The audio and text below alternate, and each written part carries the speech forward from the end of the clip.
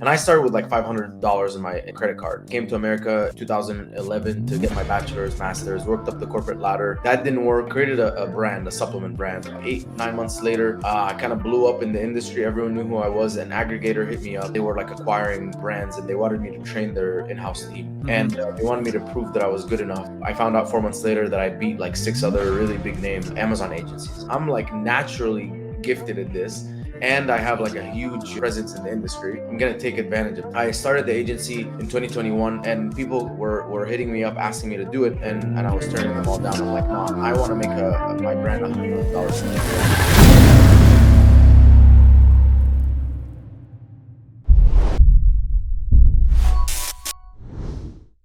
Thank you guys for coming out today. We have a very, very special edition. I'm going to turn on my lights real quick just so that you can see my pretty face. We have a very special edition for you today. One of the industries that I think is one that will be booming for the next few years is Amazon for sure. And so what I wanted to make sure to do was bring someone that had an incredibly successful Amazon agency for you guys so that you could come in, ask some questions, get to know a little bit how the system works and how he formed his agency. So we have Mina coming in today, and he's going to talk to us a little about his agency, his background. And without further ado, I'm going to have the man, the myth, and the legend introduce himself.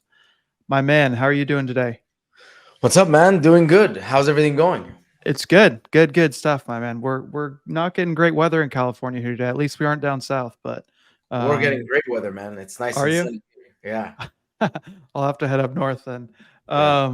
Yeah, so just kind of as a starting off point, why don't you just give us a little bit of a quick little synopsis of who you are, what you do, and how you got started a little bit.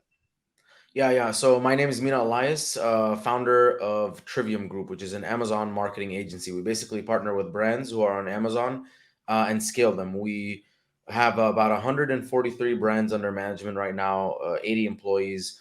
I started the agency in 2021. Backstory is I came to America in 2011 to get my bachelor's, master's, worked up the corporate ladder. That didn't work. I got into I created a brand, a supplement brand around MMA because I train MMA and I fight, Yeah. and figured I'm gonna get it on Amazon and sell it there. So that worked, and I was able to leave my job and go full time into Amazon. COVID hit in 2020, and I started getting on podcasts and sharing all of the information and experience that I had about scaling a Hmm. small brand on Amazon. And I started with like $500 in my credit card, so that's like how I initially got my start. I shared everything, and about a year, I mean, not even a year, maybe like 8, 9 months later, I kind of blew up in the industry. Everyone knew who I was. An aggregator hit me up. They were like acquiring brands, and they wanted me to train their in-house team, and Hmm. they wanted me to prove that I was good enough. And so I basically ran one of their brands as like an agency, and I found out 4 months later that I beat like 6 other really big name Amazon agencies, and that was as like kind of a sign for me. I'm like, maybe I should be doing what, because I was an okay supplement brand. I'm a good supplement brand, but I have a Right. friend who has like multiple 8-figure supplement brands, and I'm like, that guy is a really good supplement brand owner. And but me, like when I did the agency shit, I'm like, I'm like naturally gifted at this, and I have like a huge presence in the industry. I'm gonna take advantage of this, and so I started the agency in 2021. This is, by the way, like a year. Like when I got popular, everyone hit me up and they're like, "Please, do our PPC. Please do our PPC." So I was kind of like pretty popular already, and people were hitting me up asking me to do it, and I was turning them all down. I'm like, no, I want to make my brand $100 million supplement brand. That was my Hmm. goals. Right. So when I said, yeah, I'm officially opening up an agency, I had no problems like getting clients. At least the first 10 clients came, very, very fast. And where did you originally come from when you came here to get your bachelor's degree? I was born in Egypt and raised in Dubai. So Oh, very cool. yeah, I lived my whole life in Dubai. Getting married in Dubai. I'm going to Dubai for like, a couple months in the winter. So I love it there. But I came to America, to for the American dream, Yeah. and I'm living it now.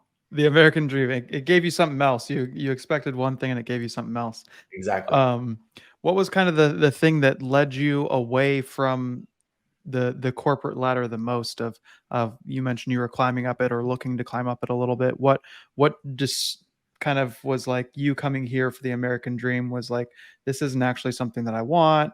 What discouraged you from continuing to pursue that original path? Yeah. So, part of me, like I'm born an entrepreneur, and part of me like always hated taking orders from anyone, and so it's always been there. And in corporate, it's like as an engineer, you don't have that much freedom.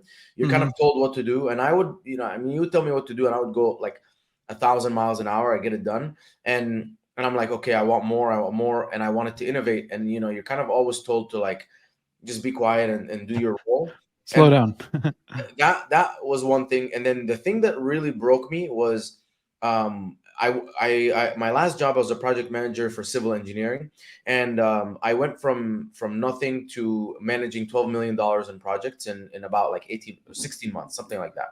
And my boss calls me into her office. She's the owner of the company. It was a smaller size company, and she's like, Mhm. "Do you see yourself in my shoes in 10 years?" And that was obviously a compliment. And I'm like, "Oh yeah, like I would love to take over the company in 10 years, like hopefully faster." But then I was driving home, and I'm like, "Dude, what the fuck? What the fuck is my life?" Like I was waking up at 4:30 in the morning, hitting the gym, commuting 45 minutes to work, working in an office where like you barely saw the sun. I didn't see the sun coming in. I didn't see the sun when I was leaving, and Mhm. working 9 hours, commuting 45 minutes back, hitting MMA, and then sleeping. And I would do that 5 days a week, and it was kind of like you're essentially. I'm like this is not how I want to spend the next 10 years of my life. Right. That was the moment I realized like I'm not meant to like be this person. Like I'm meant to be something much bigger. And then I happened to read the book Rich Dad Poor Dad, and that's when like the light bulb came off. Like corporate is a scam. And then yeah, and then from there I was very as soon as I got like that first dopamine rush when I made like some sales, like actual real sales, not like fabricated sales where I told my friends to buy the product, where I made Mhm. like some random people sales on Amazon. I was hooked. It was like just drugs. Right. Yeah, then you're like, "How do I get more of that? How do I get more?" Yeah, I can't like I was checking my app every 3 seconds.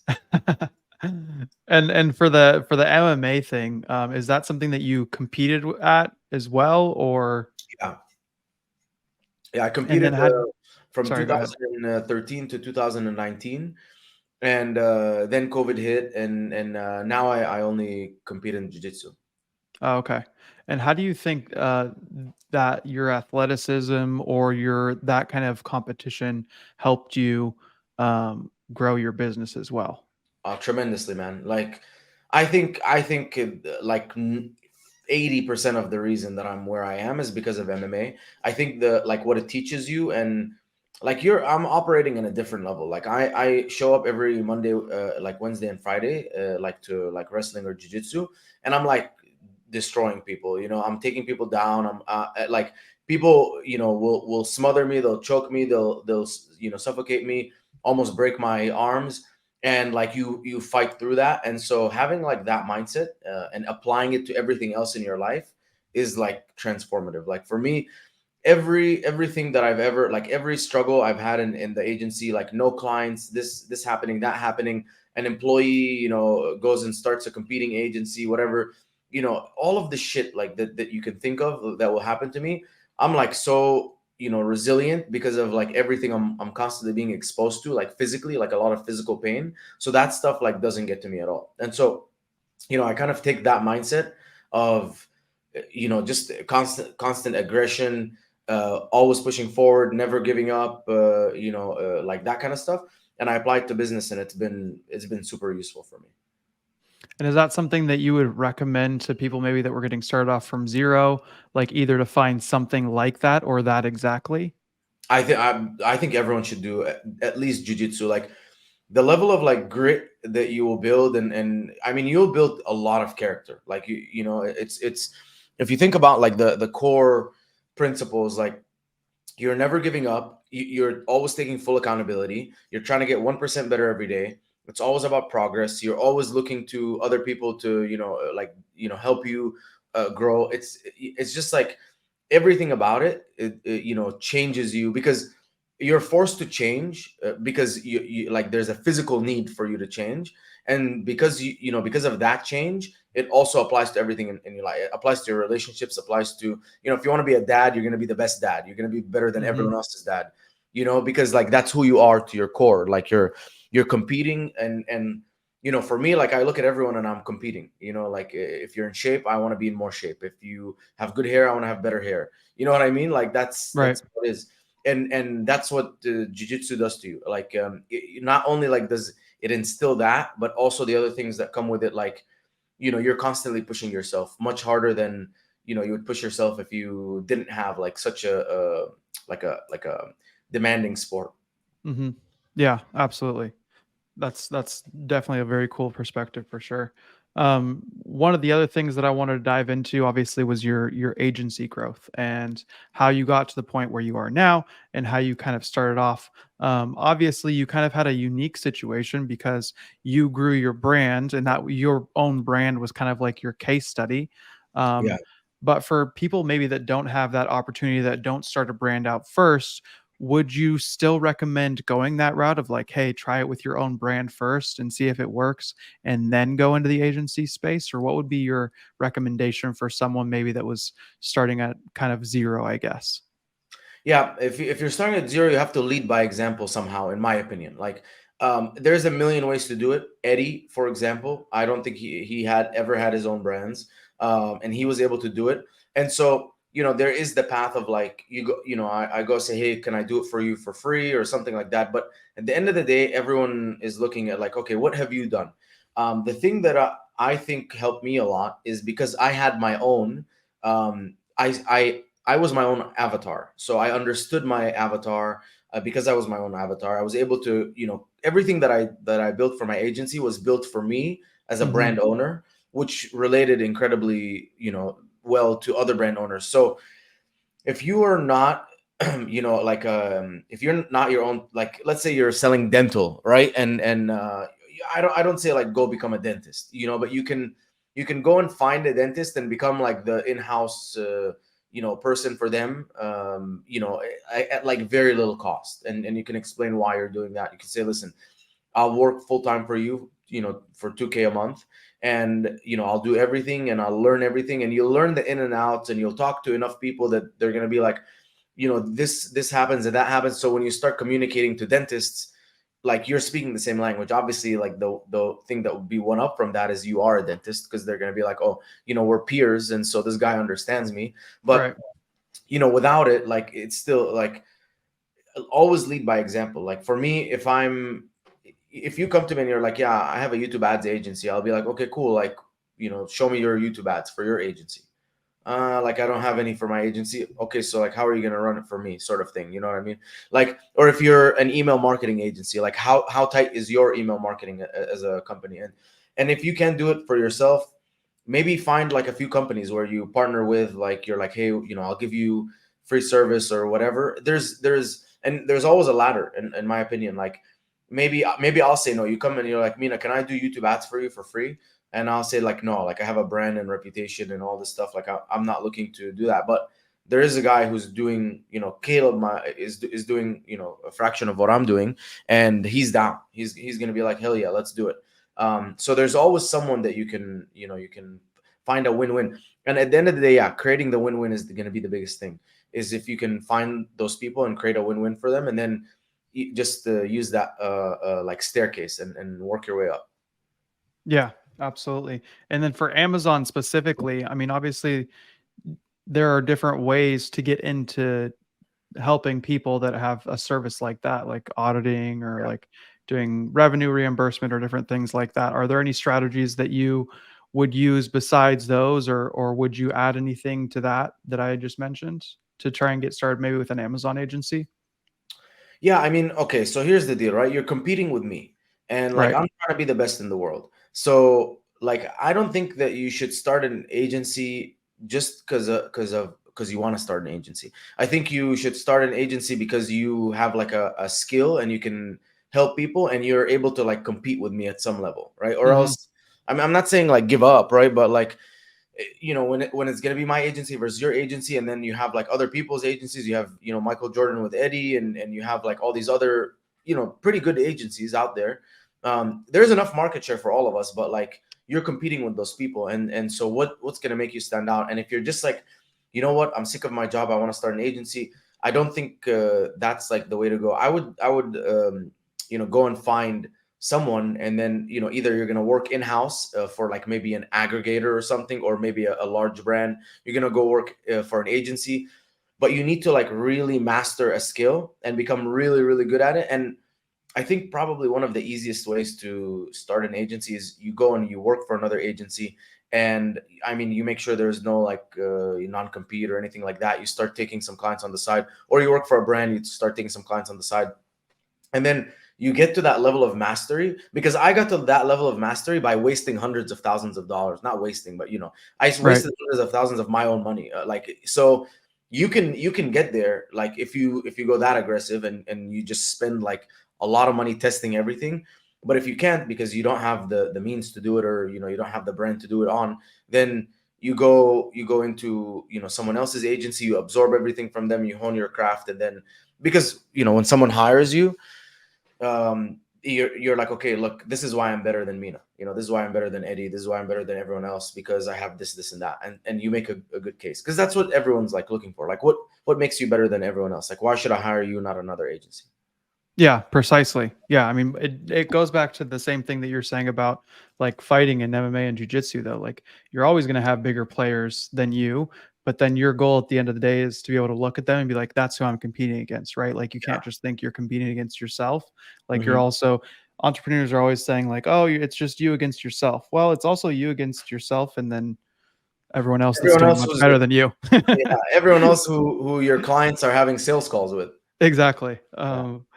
And yeah, that's very true. Yeah, and for those of just diving a little bit more into Amazon, maybe those that are trying to learn, like get into an agency like yours or something like that, and learn how to do more things on Amazon. What would you recommend them to do, or where would you find good resources, or how can they kind of educate themselves to learn more about how to perform good services on Amazon? Yeah, I mean, honestly, I think resources like whatever, YouTube, all that stuff, that's going to give you maybe 10% of what you need. If you don't have anything, obviously, like start with YouTube, take a course. That's going to give you some level of idea of what's going on. But you kind of really need to get into the mix and get exposed to like different brands. And because I mean, when I started, I was only exposed to, like, as an agency myself, I was exposed to like how do things operate as me in one brand, and I'm doing things that Hmm. work good for another brand. But then I started getting exposed to all these other brands. So for a while I was like, we prefer supplements because I'm supplements, so if you have a small Right. catalog supplements, it was very close. But then we start getting exposed to expensive $300, $500 products. We start getting exposed to like, all this other stuff that I wasn't ever exposed to. And because we had really good systems like built up, yeah, there was a little bit of difference, and we had the bandwidth to like kind of figure it out and overcome it. But I would say, like, yeah, go and get calloused, like work somewhere, get calloused, like maybe partner with someone if there's like another agency that's starting out, and that person has the know-how. Partner with that person, learn, absorb.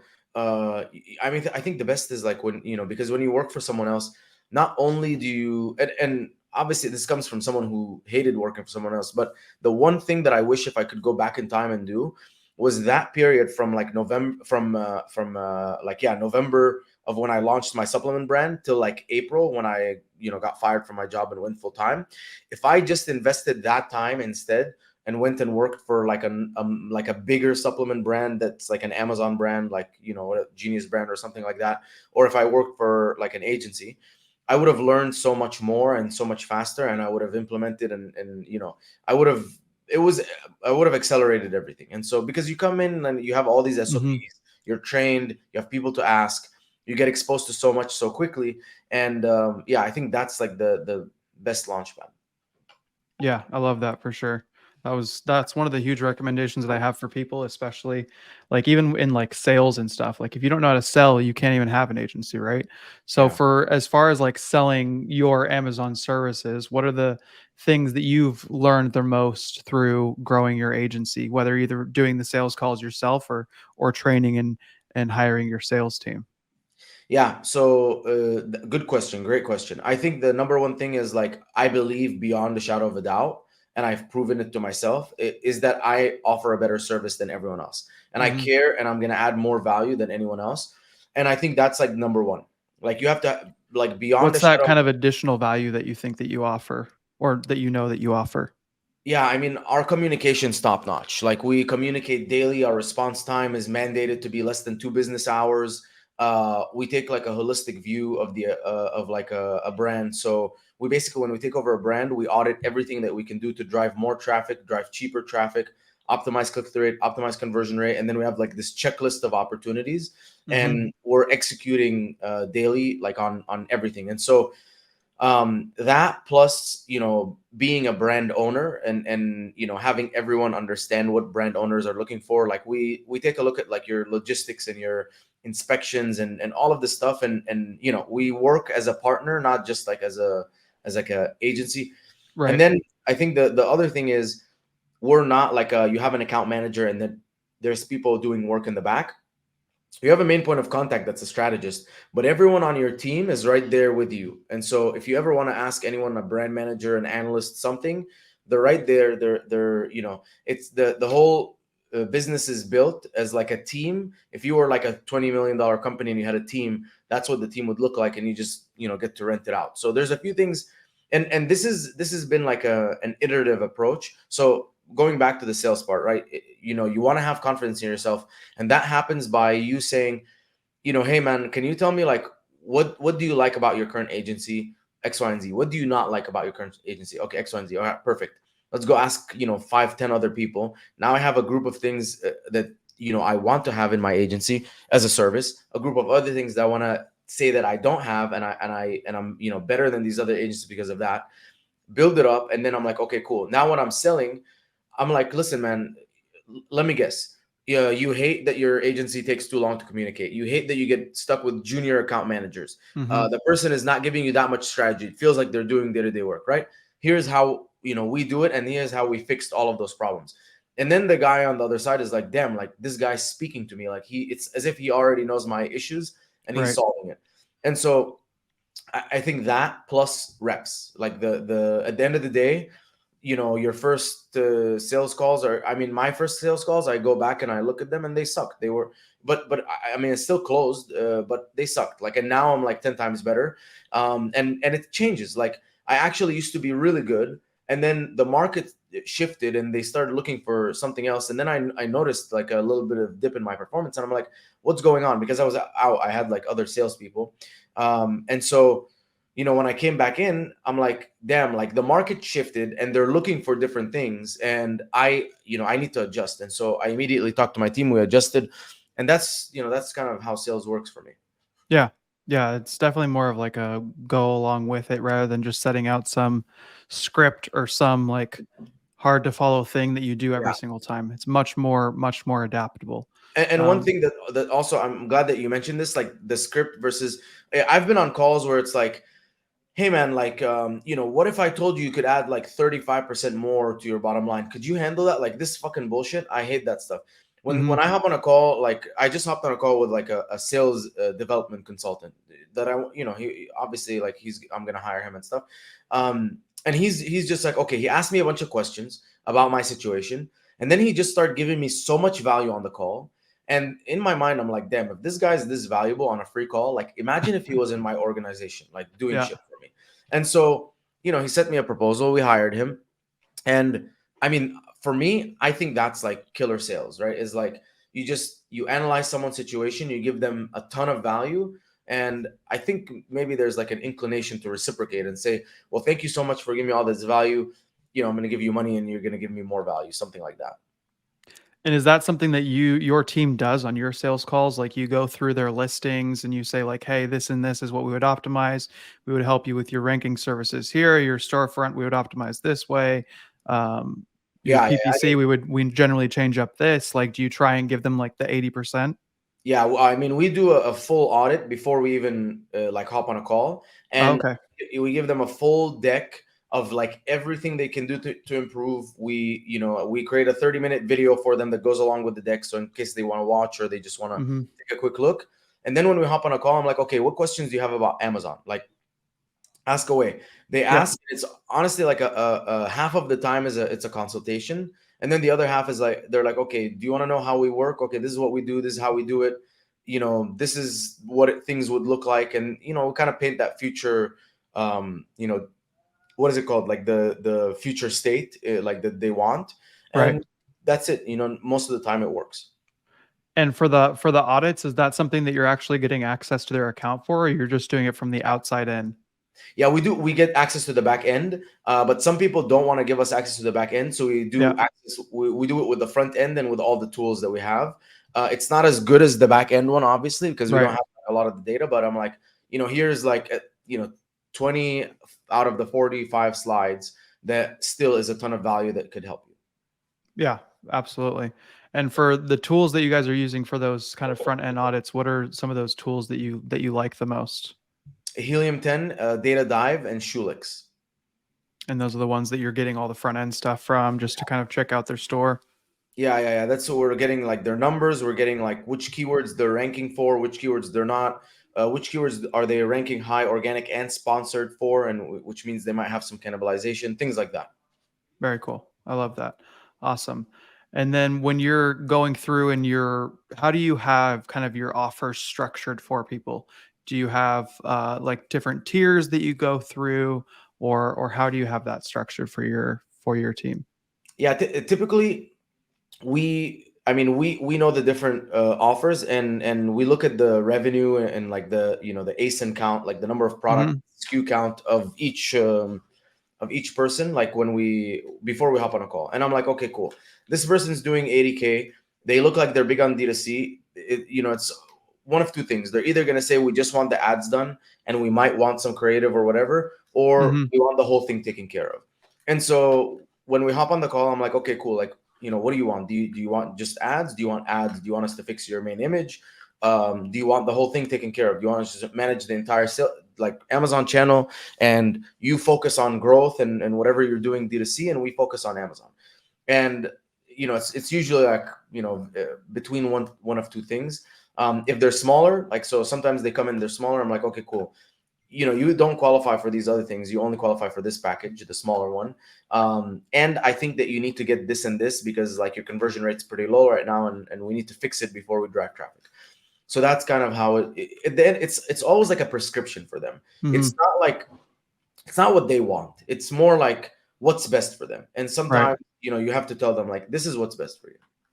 Right. And sometimes I like that you said that, because sometimes building out like these cookie cutter packages or tiers, or they're not always going to fulfill everyone's need, and then they're going to see it and they're going to be like, actually that's not beneficial for me, and Yeah. I need this one from over here and I don't need this one. So that you're able to actually prescribe it for them and make it custom to them definitely makes them like, oh, okay, well, wow, they're actually thinking about my case and about me, rather than just trying to bring in another client to do Amazon for.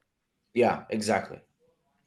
And so then when you sign them up, they come into your agency. You have obviously those things where you're looking at fast communication. They're able to communicate with the entire team. When you're auditing the account, what are some like the biggest opportunities that you're like, wow, these are things that brands always miss, that always helps their click-through rate, that always helps their conversion rate, that always helps to optimize their listing, whatever it is. Yeah, I mean, the quickest things is we look at all of their wasted spend. So anything that's gotten clicks, no sales, or spending money, and it's like the return on ad spend is very low, and it's spending a lot of money, but it's not making, like, it maybe made 2 sales in the last month.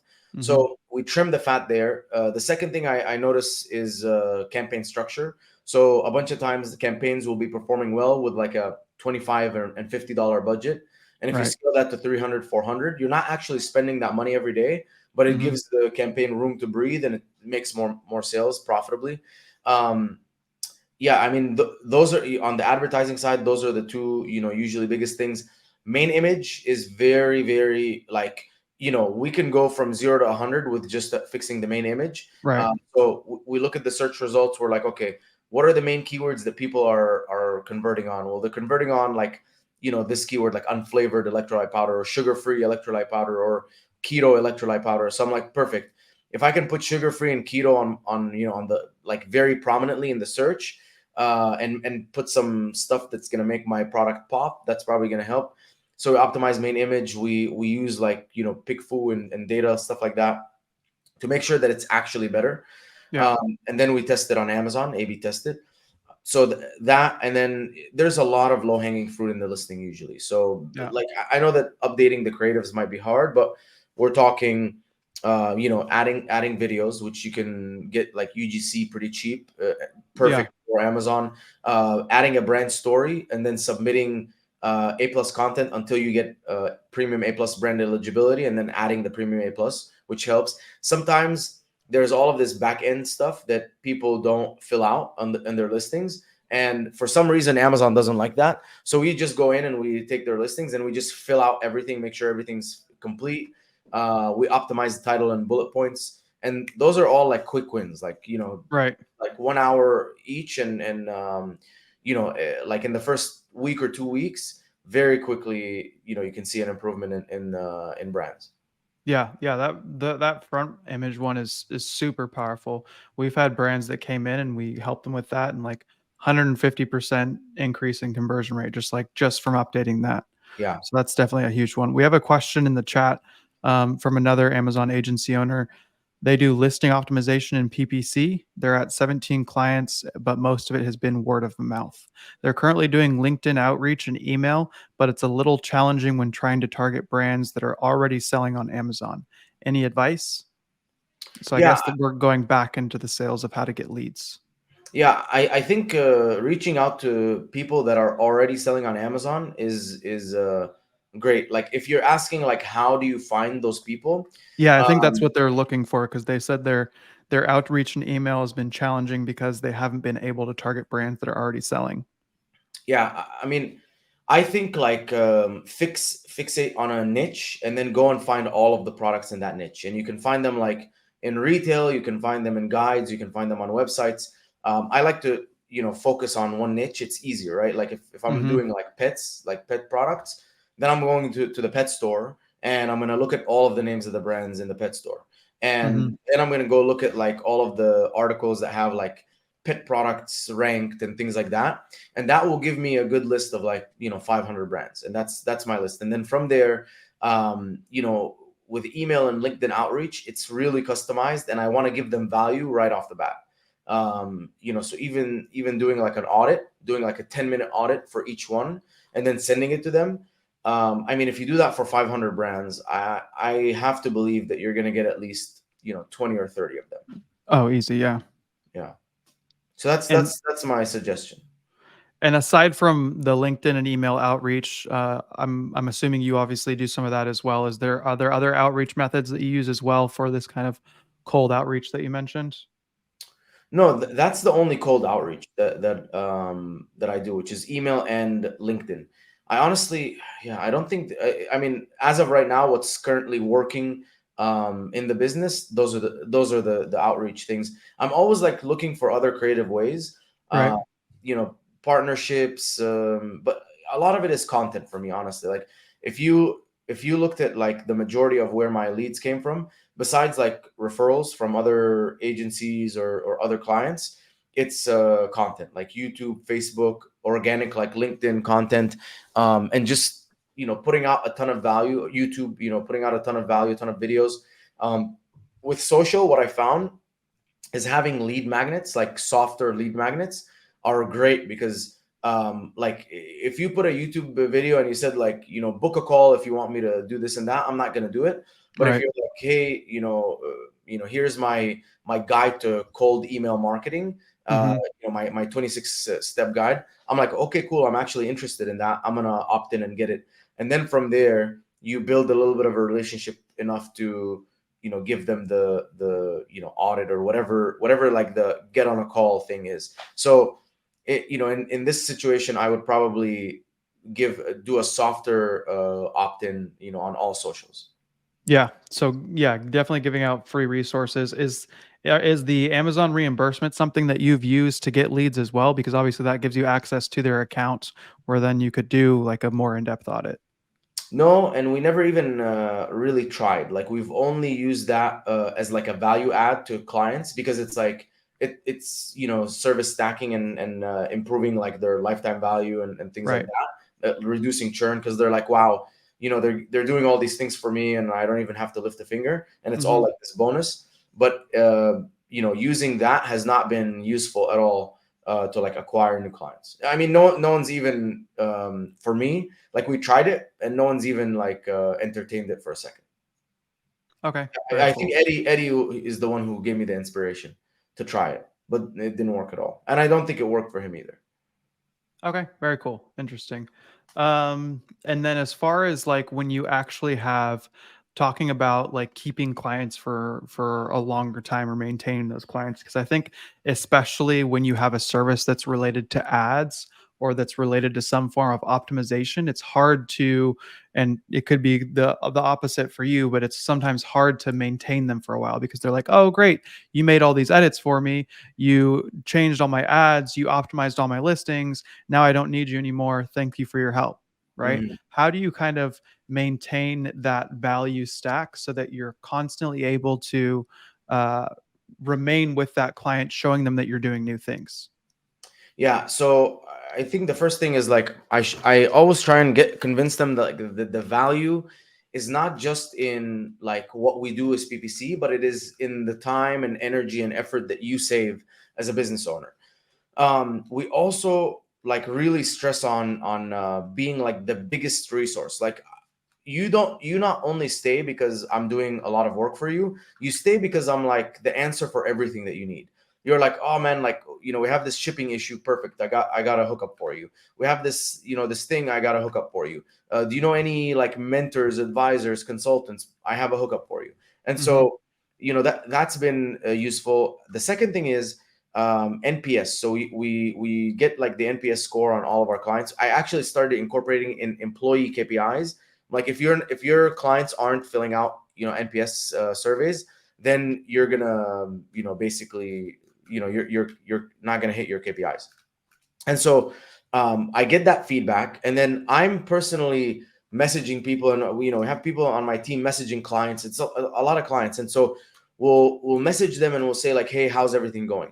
We also force the strategist or like the main point of contact on the account to always ask like, how's everything? Are you happy with this? Just tell me one thing that we can do better. And I think like when you're constantly improving, and because here's the thing, like me and you can approach a client and one of us is better for that client, right? Right. But if let's say I take that client and I'm the worst guy and you're better, and you haven't gotten there yet, and we develop a relationship and I start changing, by the time you come, even though you were better, now I'm better because I'm custom made for that client, sort of thing. You know what I mean? It's like how you are in relationships with with Right. your significant other. Like you guys start somewhere, and maybe there's someone out there that might be more compatible, but by the time you've changed and you learn this person's like things, you're now like the best person for that person. And that's like the way I like to look at it with clients. So those are things. Also, like if we're talking like more technical stuff, I think not value stacking, service stacking helps a lot. Hmm. um, the first thing that I've seen is the smaller my retainer is from your like as a percentage of your profit, the more likely you are to change to stay with me, less likely to churn. And then as I stack these services, I'm like, okay, I'm doing your PPC. What else do you need help with? Oh, like I'd like if we could optimize our main image. Perfect. Now I'm doing that. Now I'm doing your creative. Now we're updating your SEO. Now we're doing DSP for you. And so we start doing all these things, and I think it becomes harder and harder, like especially like if we maintain that like percentage. So we were like 2500 and you're making 10K a month in profits, we're 25% of your retainer.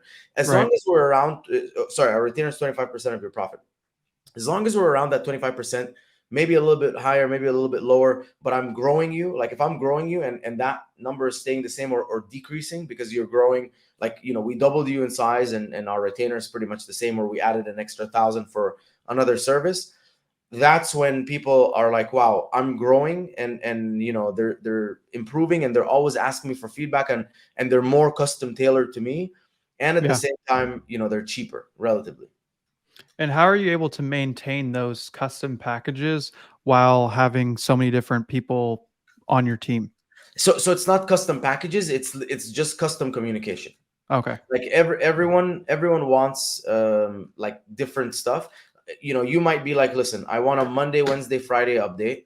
On Yeah. Monday I want to see like week over week. Wednesday and Friday I want this. Don't talk to me too much, don't ask me for this. Things like you want strategy all the time. Like, so okay, every Monday I'm gonna give you this like strategy, this grand strategy, even though it's like whatever, it's the same thing you're gonna do anyways, Yeah. but you make it sound like this is a strategy. So it just, at the end of the day, you just figure out what that person wants, like in terms like the soft side of client relationship, and you give them that. But in terms of the hard stuff, it is what it is. The only thing that we have that's custom is like reports. Like Right. obviously strategy is a little bit custom. Like you want us to track keywords, cool. You want us to do organic ranking campaigns, cool.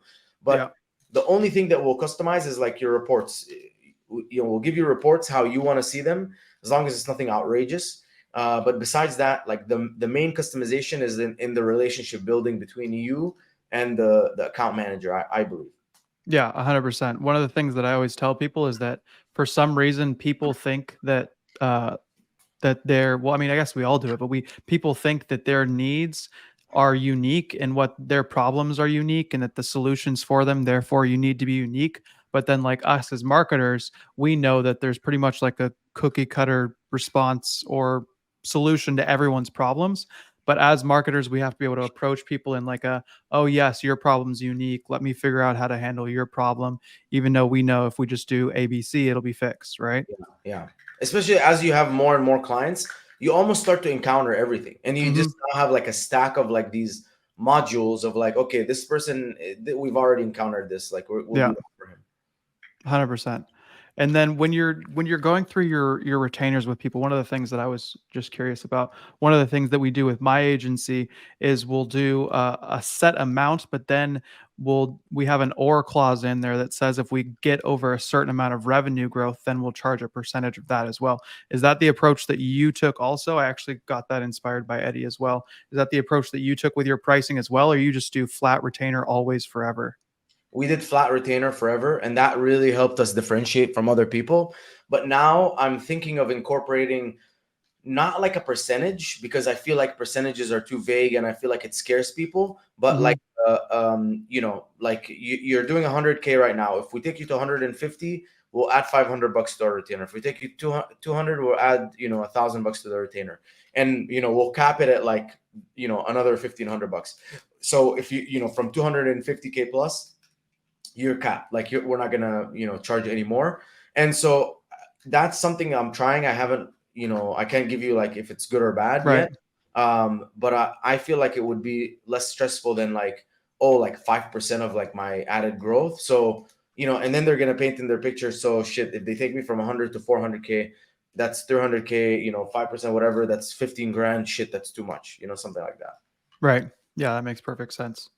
One of the other questions in the chat is, what are good examples of free resources to give to people? So I think you're talking about creating that value for people so that they come into you. So instead of saying like, "Hey, come book a free call with me," come, I don't know, download this resource. What are some examples of topics of resources specifically for Amazon that you would want to give to people or think would be value for people this year, 2023?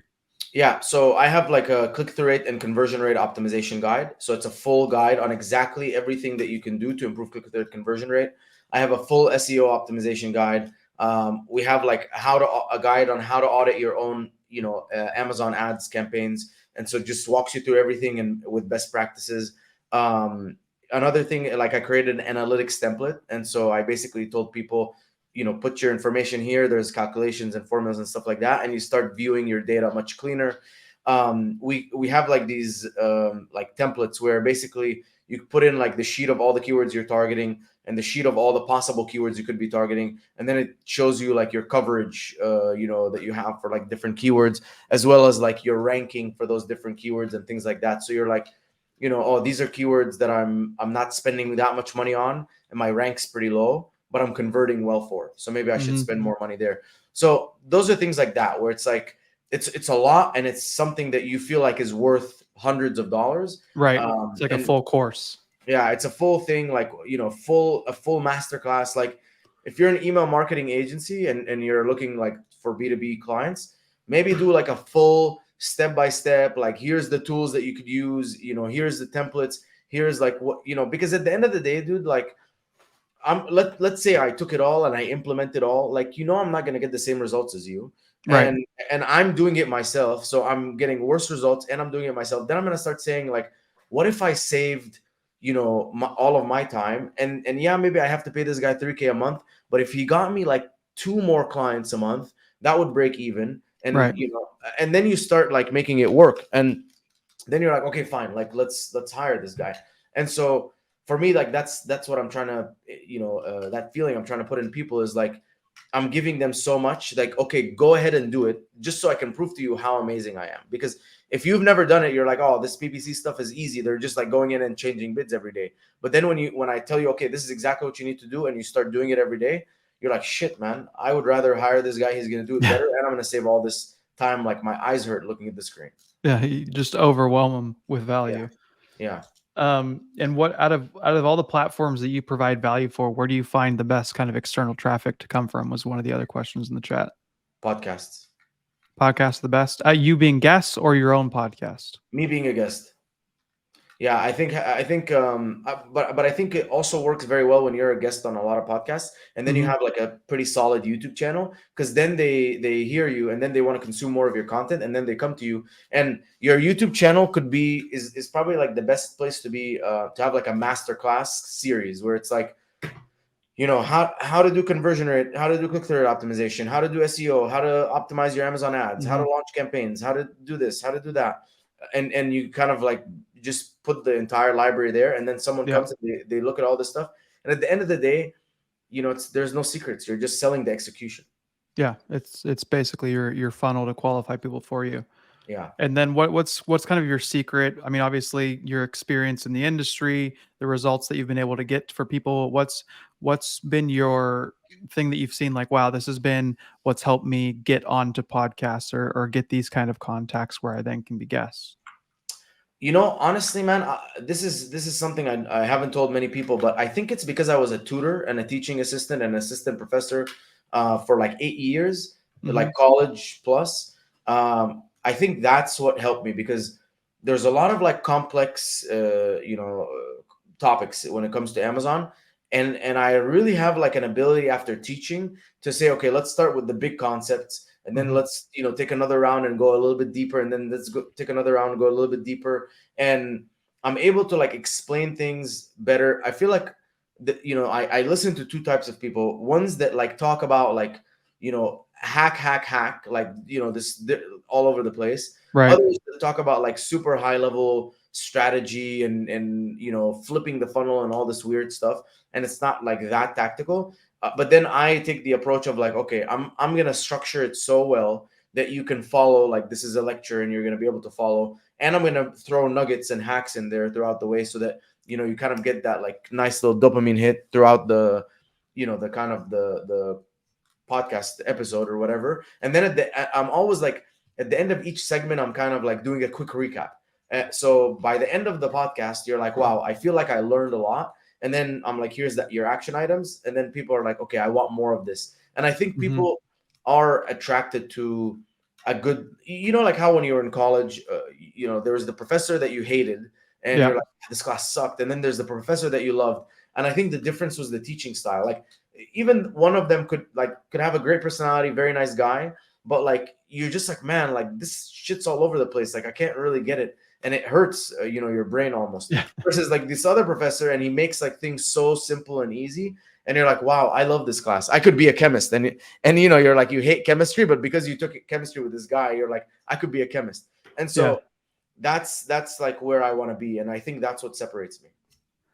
All right, we'll finish up with the last question from the audience. Um, the question on it, I think it's referring more to when you do work for your clients. It says, "Do you do any Google or TikTok ads to drive traffic to your listings?" Yeah, we use Pixelme and drive traffic from Google to Amazon to rank keywords. It does not convert well, but it improves like keyword ranking. And so we notice in the search query performance report, impressions are going up Hmm. and purchases are going up. And we're like, okay, cool, it's worth it. We obviously track like how much purchases went up versus how much money we spent on the ads to make sure that it is worth it. But yeah, that's the only thing that we use externally.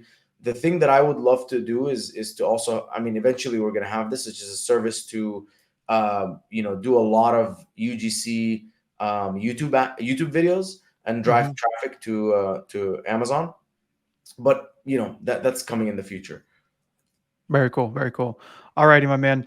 The last thing that we always kind of ask guests to do at the end of the show is to kind of talk about three different topics, right? So we have kind of a range of three different people inside of the agency domain. We have people that are starting off their marketing agencies that are kind of like they're 0 to 10K. They're just starting off, getting everything up and running.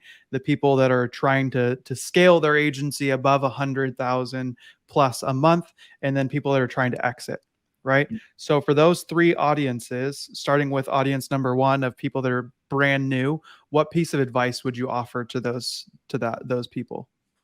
Yeah, I think when you're brand new, try to offer as much value as possible to other people, and this is the time for you to like have grit and push through it. I think you can brute force your first like 30 50K. Make sure that you're building systems and delegating so that you can multiply your time, and your focus should mainly be selling and marketing and being out there and messaging people and texting people, but also like make sure that you've have a good process that's refined and it's being delegated, and you kind of have eyes on it so that you don't want to ruin your reputation when you're small.